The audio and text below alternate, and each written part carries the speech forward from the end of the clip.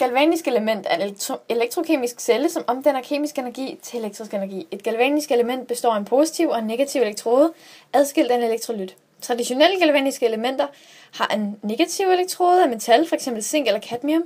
En positiv elektrode er enten et andet metal, som f.eks. kobber, eller et metaloxid, f.eks. brunsten, og en vandig saltopløsning som elektrolyt.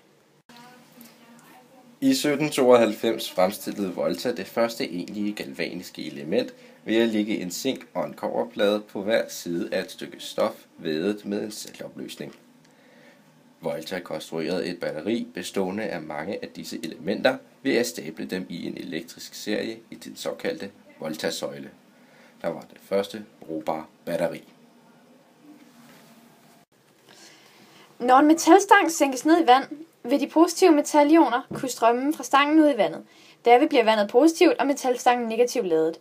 Den negative stang vil tiltrække de positive ioner, og på et tidspunkt vil strømmen af positive ioner ind i stangen blive lige så stor som strømmen ude.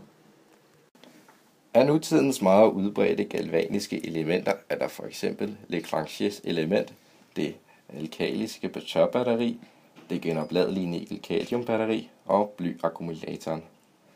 Leclanches element er faktisk det gamle lommelygtebatteri.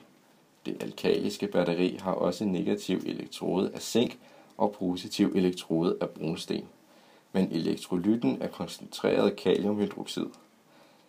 Tidligere tilsatte man kviksølv til zinket, fordi det forlængede batteriets levetid. Det har givet anledning til spredning af det giftige kviksølv.